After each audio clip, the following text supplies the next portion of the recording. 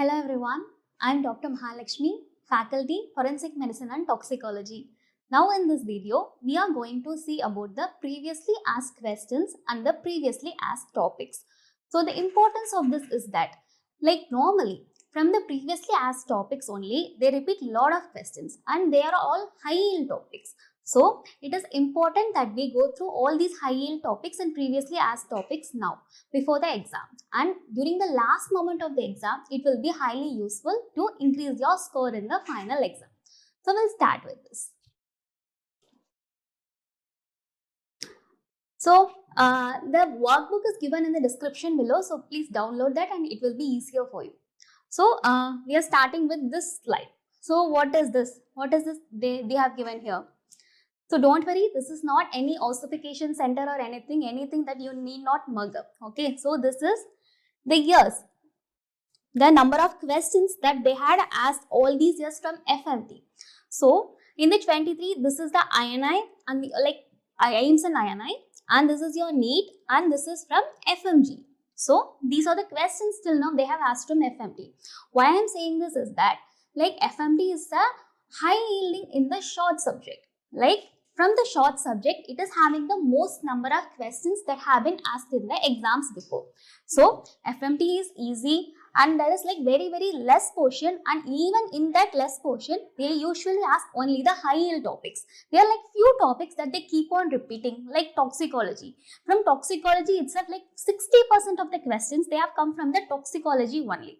So like these are the number of questions that they have asked, and this will like try to tell you like what is the importance of the forensic to score high in your NEET exam and the INI exam. Okay, let's look at that. Like average, like around 18-17 questions have been asked in the INI.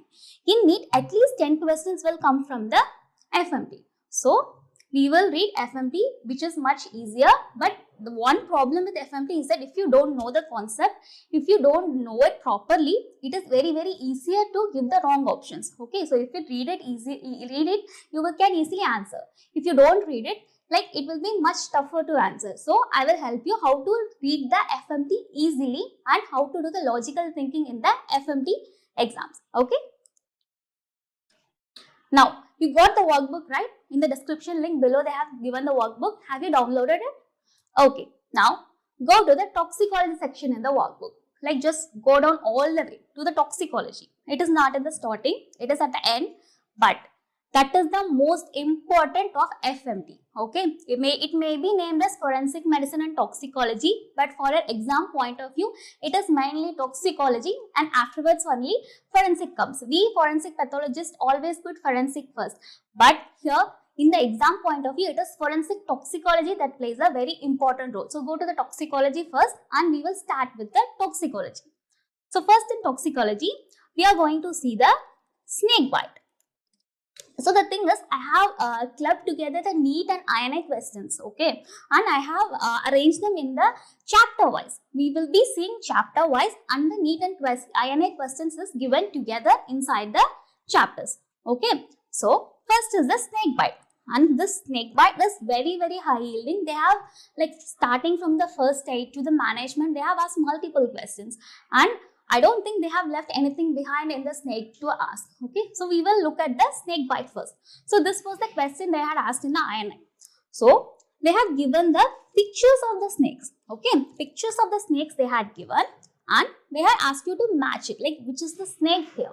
Okay, so first they are given cobra, pit viper, common crate, python. So we will see what are the characters, and we will try to answer the question at last. Okay.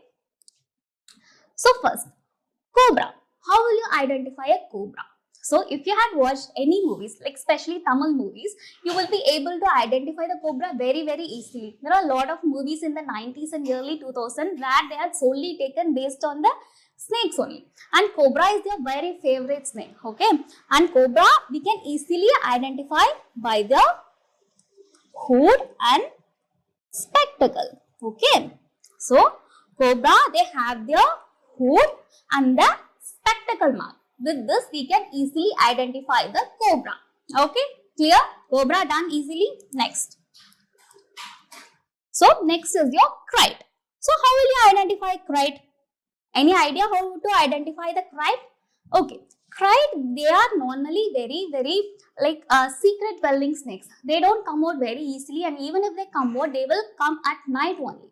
And because of that, their nature, they will get irritated easily and they will bite you. And the kite is the most venomous of all the snakes. Okay, and you can identify the kite by the presence of the hexagonal shaped scales at the back in midline. Okay, you will get to see hexagonal shaped scales. Like here, can you see the hexagonal shape? Okay, so these kind of scales you usually see in the kite. Okay, these hexagonal shaped scales in the midline. Okay, over the midline they will see these hexagonal shaped scales. Okay, this is how you identify kite. Next, Russell's viper. So viper, like there are like multiple vipers. Okay, we have saw scale viper, Russell's viper, pit viper, like lot of vipers are there. And mainly we will see, like the most thing that commonly seen in India is this Russell's viper and saw scale viper. Okay, and we will see how to identify those vipers. So first, pit vipers. So pit vipers, they usually have what? The name itself is showing. So they will have a pit.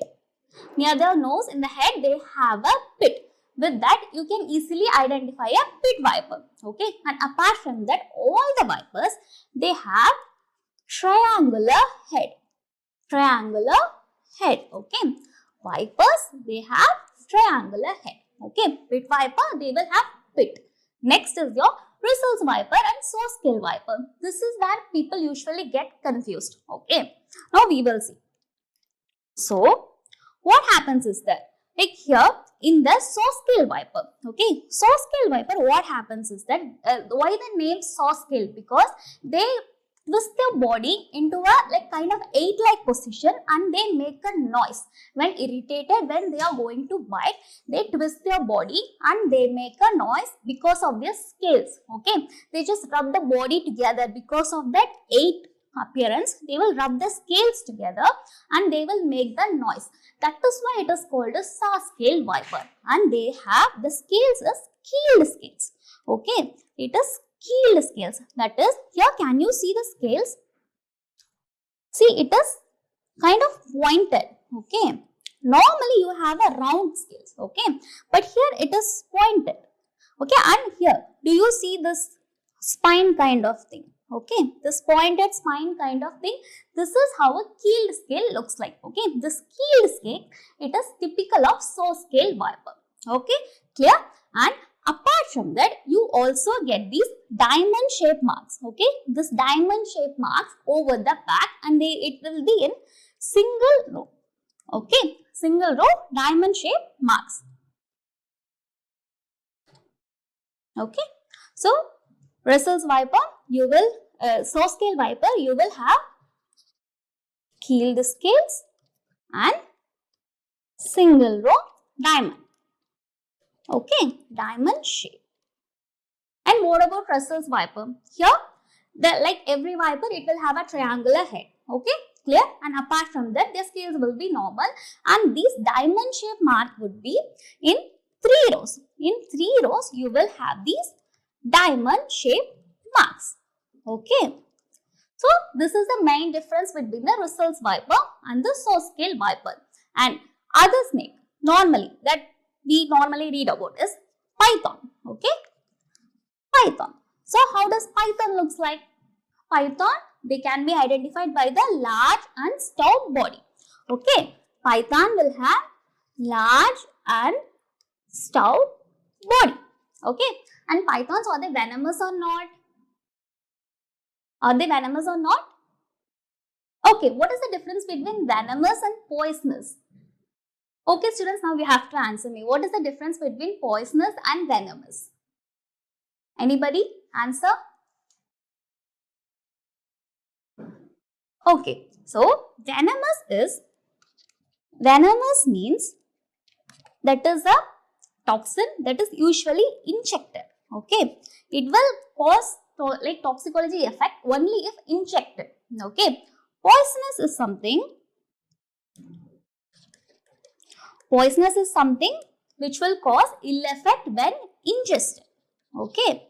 So, now tell me, snakes are whether poisonous or venomous? So, snakes are what?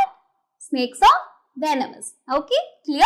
Okay. Now, this python, it is non-venomous. Okay. They usually cause death by constricting the prey. Okay. Like whichever it sees, like it will constrict that person or prey and it will cause death because of that only. Okay. Clear? Now, there is one snake left, which is that. Okay. We have dealt with the neurotoxic and vascular toxic. There is one snake left, which is that it is sea snakes. Okay, the myotoxic features mainly seen in sea snakes. And how would you identify a sea snake? Okay, okay. Now, sea snake, how do you usually identify it? As by looking at itself, we can easily identify the tail. Look at the tail. This tail, it will be paddle shaped. Okay, it will be paddle shaped. It will help them to swim in the sea. Okay, because of that, you will get these paddle shaped tails and it is present in the sea snakes. Okay, so this is how you usually identify the snakes. Okay, clear? Okay. Now, what are the other things? Like they have asked here, we will answer this now. Okay, so first cobra. Cobra is here. You could see the hooded thing. Okay, so A is 5. Okay, by finding out cobra is this, you can easily answer the question. No other option has been twisted. Okay, so A is 5. Then B is what? Pit viper. Okay, pit viper, they have given the viper here, like small triangular head they have given here, and pit, like if they focus on it, you can easily identify the pit in the head. Okay, so B is 1. Then C, common thread. Common thread, what did I say? They will have a hexagonal scales in the back. Okay, and they have given here like very small pictures, like if it is zoomed in, you can easily identify. Okay, so C is 2. Then python. Python is this large stout snake is python. So this is the answer for this question. Okay, so this is like kind of like this is more like a snake charmers kind of thing. Okay, not clinicians kind of thing, like what point to watch, which snake is there, like what is the type of snake to identify. You may think like that, but no, not really, because like sometimes the patient will come and they will tell you like a snake has bitten me. Okay, now the main thing is you will see like whether manifestations are there or not, and you would want to start on the ASV. Okay, now if you know whether the snake is venomous or not, you can easily decide the mode of management. Let's say he has come with the bite of a non-venomous snake, because there are a lot of non-venomous snakes available.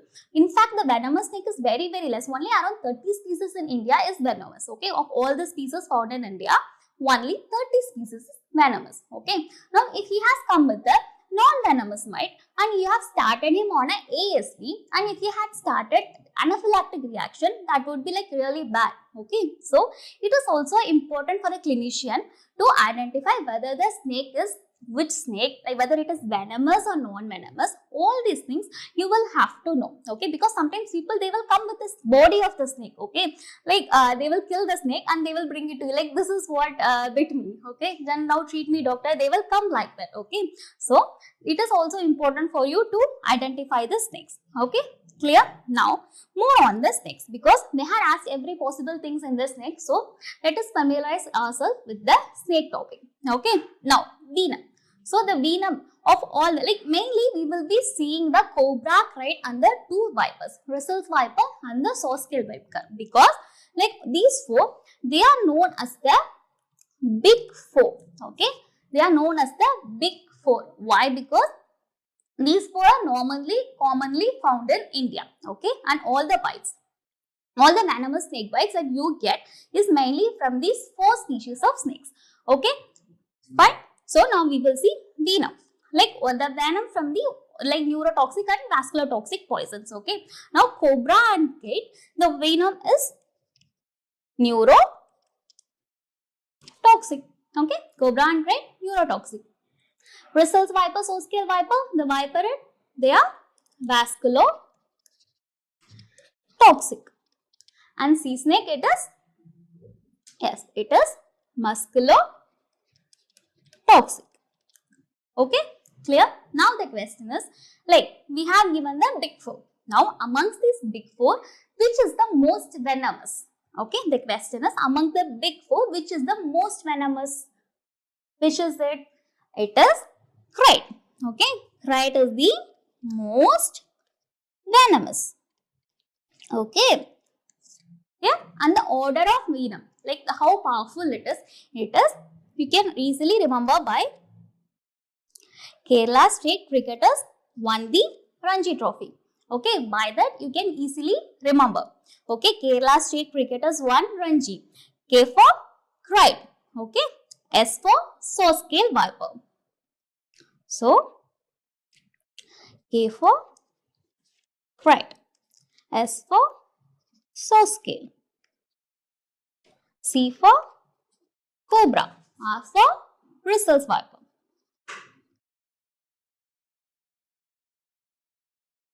Bristles viper. Okay, so this is the order of venomosity. Okay, so kite, starting from kite to the bristles viper, this is how the venom powerful it is. Okay, clear? Okay, we will go to the next one. Now, manifestations. How it will manifest, like the signs and symptoms of the snake bite. And what is the signs and symptom of snake bite is known as? It is known as what? It is ophitaxemia. Okay, so this is the signs and symptom is known as. Okay, now how it will manifest? So we have already told cobra and kite, they are neurotoxic. Okay, and whether they will have local manifestation or not? No, cobra and kite, they don't have any local manifestation. Okay, no local manifestation. Now, bristles viper and saw scale viper, whether they will have any local manifestation? They are which kind of venom? They are vascular toxic. Okay. Now, what will be the manifestation? Vascular toxic poison, they mainly have local manifestation. Okay. And the local manifestation mainly it will start from the bite side. Okay. It will start from the bite side. Okay. And you will get what commonly you will get to see is the swelling. Okay. It is the most commonest thing that you will get to see. After that, you will see blisters. Okay, you will get to see blisters. Then there will be redness. Okay, and later on it may proceed to gangrenous. Okay, gangrene also you might get to see. Okay, mainly we will focus on the swelling first, because what happens is that usually when snake bite happens, like the people, they will do lot of things. Okay, like first thing there will be like lot of panic. Okay, panic going on around, and like looking at all the movies, what they will use to do, they will try to suck the venom out of the poison, like out of the bite. Okay, that's what they usually do. Otherwise they will make some sort of incision. Okay, they will take some blade or some sharp things, they will make an incision over the bite side. Okay, and what else they will do? Some people, they will be more Google doctors, they'll be more genius. What they will do, they will try to apply like current over the bite side. Like this has happened, for real this has happened. People have tried to apply the like current over the, like they have tried to electrocute it, like it will neutralize the venom. That's what they have thought. They will try to apply the current over the bite side. So all these things they will try to do. Okay, and whether these are all right or not, no, this is all wrong. Okay, you should never tamper with the wound. Okay, the bite thing, you should never tamper with the bite side. Okay, and like the maximum thing that you can do is that like you can make a wrap. Okay, that wrap is Sutherland wrap. Okay, this has been designed in the place of Sutherland, that is why it is known as Sutherland wrap. Okay, and the Sutherland wrap, it is mainly designed to abstract only the lymphatics. Okay, only the lymphatics would be abstracted. Okay, and the venous and the other flow will be kept open only. Okay, so only this thing is advisable in a bite. Okay, and if any other thing they have done, it will only worsen the thing. Okay, and it will start to swell a lot, and the people, they may lose their limb because of these kind of like first aids that they do. Okay, so these wrong first aids thing, they should be avoided in a snake bite thing. Okay, so mainly local manifestation, you will get to see all these. Okay, next, systemic manifestation. So systemic manifestation in the vipers, in the vascular toxic, what you will get to see is, first you will get to see bleeding. Okay, bleeding especially from the bite side. Okay, bite side you will get to see bleeding. Then gingival bleeding. Okay, gingival bleeding, that also you will be getting. Okay, clear? Then apart from that, you will get hemolysis everywhere. Okay, hemolysis intravascular everywhere it will happen. And what is the main thing that you will see in this viper bite is that people will go for de-icing. Okay, so this bleeding, this hematological manifestation, it is the main thing that you will see in the viper bite. Okay, clear? Now coming to the neurotoxic, the systemic manifestation, what you will be seeing? Neurotoxic, what is the main thing that we will look for? It is the paralysis. Okay, so muscle paralysis and weakness is the main thing that we will be focusing on. Okay, so first thing that you will get to see in a neurotoxic bite is the first clinical manifestation, that what we usually test for, the clinical thing that what we usually see. What is that thing? It will start with ptosis. Okay, you will get to see ptosis. Okay, and you will also get weakness of the muscles in the face. Okay, weakness of facial muscles. Slowly it will progress. Okay, it will go progress and it will affect all the muscles, and finally it may result in respiratory arrest. Okay, and this thing, what happens is that you will not have even a single sign in the bite side. Okay, it will be completely absent. Okay, and you already know how to identify a snake bite mark. It is really hard to identify the bite mark. Okay, unless it is in a very open area, unless it is a viper bite, whether the local manifestation is very prominent, it is really hard to identify a snake bite. That too with Cride, it is almost next to impossible to identify the bite. And all these manifestation, they will come quickly in a case of a Cride bite. Okay, people, they might be sleeping in the floor. Okay, and usually what happens is that these snake, they will come at night and they will bite it, and people might think some mosquito bite or something. Okay, and they will simply ignore the bite, and what will happen is that in few hours they will start to manifest all these things, and they will present to us with respiratory depression. So it is very important to know all these symptoms, because sometimes they will not know whether snake bitten them or not. Okay, so in such cases you should rightly identify whether this could have been a snake bite or not. Okay, so this is very important as a clinician. Okay, clear? Okay, so next, renal manifestation. So renal manifestation, it is mainly seen in sea snake. Okay, you will get to see renal manifestation in the sea snake. Why? Because the toxin it is mainly myotoxic. Okay, it is mainly myotoxic, and it will affect myoglobin, and you will get myoglobinemia and myoglobinuria. Okay, because of that you will eventually get renal shutdown. Okay, so we are getting this in sea snake. Okay, there is one more syndrome that we will get in the snake bite. Which is it? Now you will have to tell me which other syndrome you will get in a snake bite.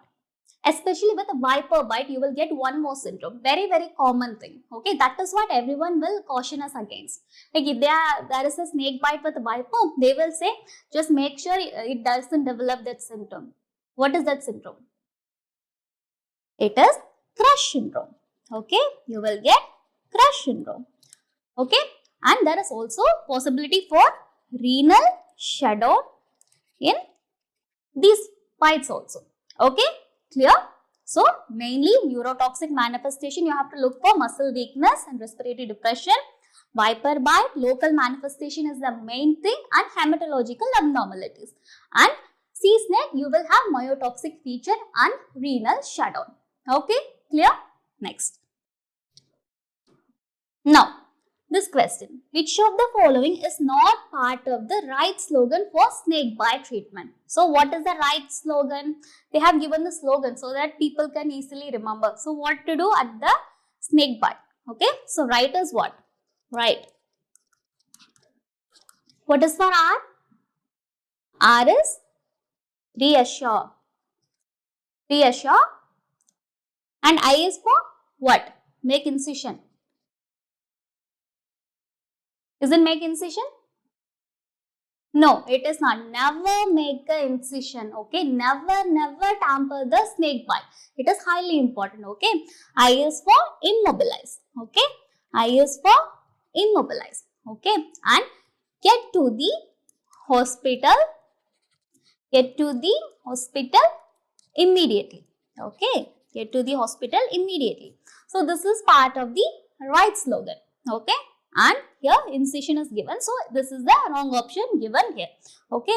So why this is important is that like people commonly do because of their misconception, seeing from the cinema and all, what they usually do is tying the thing very tightly. They will tie the like ligature above the bite side. Okay, like what is the consensus now is that generally even if you are doing the Sutherland wrap, what they do is sometimes there is a possibility that once you unligate the material, like once you untie it, there is a possibility that the venom, it will go up the systemic circulation rapidly and there is a possibility for anaphylaxis. So like the normal consensus now is that don't do anything, okay, because this tying is doing more damage than prevention. So they normally advise don't do anything, don't tamper anything, just bring the patient to us, we will treat it. That is what everyone is mostly saying right now. Okay, and this reassurance part, this reassurance, it is very important. Why I am saying is that like snake bites, not every snake is a venomous snake, first of all. Okay, and secondly, even if it is a venomous snake, the possibility of you getting a dry bite, okay, it is higher than a normal bite. Okay, like normally when a snake is biting, it will conserve its venom mostly for its prey. Okay, unless you have irritated it to the core, they will not give a like venomous bite to you. Okay, so most of the times it will be a dry bite and sometimes it will be a protected bite also. Like if you are wearing a jean and the snake is puncturing your leg just over it, and the most of the thing, it will be prevented by the jean itself. Okay, so sometimes the bite will also be protective. So that is also you have to keep in mind. So whenever bite happens, these possibilities are also there. But what everyone would think, I got bitten by snake, I'm going to die. That is what the first thing that will come to everyone's mind when get bitten. Okay, so that fear itself, that fear, that kills half of the patient. Okay, fear kills most of the patient. Okay, that is why reassurance very important in a snake bite. Okay, clear? Done. Now, like I have insisted that it could be non-venomous snake or venomous snake. So now how will you identify a venomous snake and a non-venomous snake? Okay, clear? So now venomous snakes. So main thing that you have to know is that like we will start from the head. The venomous head, like venomous head, they are having venom and it is secreted from the saliva. Okay, salivary gland is the modified salivary gland only produces the venom. It is the modified salivary gland. Okay, so just think. Okay, this venom has to come out of the salivary glands. Just think in a layman term. Okay, it is having a lot of venom in its belly. Okay, it is so poisonous. It is having a lot of venom in its belly and it is spitting out the venom. Okay, just remember that. So venomous snake, they will have belly scales larger. Okay, belly scales larger. Their belly is full of venom, so it is larger. Okay, so non-venomous, their belly scales would be obviously smaller. Okay, and now belly is larger. So now coming the head. So belly is already large, so head has to be small. Okay, head scales would be small. Okay, they will have smaller head scales. Okay, head scales would be smaller. Okay, next, non-venomous, opposite to that, it will be larger. Okay, head scales will be larger here. And we will go to the tail. Okay, the tail, it will be having what? Here it is belly is larger. Okay, Now head is smaller, belly is larger, and again it needs to be smaller. Okay, so it will have a single row of anal plates. Okay, smaller, larger, and again it will be smaller. Single row of anal plates. Opposite to that, in non-venomous, you will have double row of anal plates. Okay, clear? Now, like this tail things. Okay, because of this single plate, this will taper abruptly. Okay, this will taper abruptly. And non-venomous, they will gradually, this will taper. Okay, so these are the main important things that you need to know in the difference between venomous and non-venomous snake. Okay, apart from that, you have few things like normally non-venomous, they will be diurnal, like they will come at day, night both. Okay, they are diurnal, and these venomous snakes, they are mostly and always, they are nocturnal. Okay, they will come out only at night, and they are usually dull colored. Okay, because they are venomous, and they should not be attractive. Okay, so they are venomous, not attractive, dull color, they are venomous. And these non-venomous, they will be bright colored. Okay, bright color and attractive looking snakes. Okay, clear? So these are the main difference between a venomous and non-venomous snake. Clear?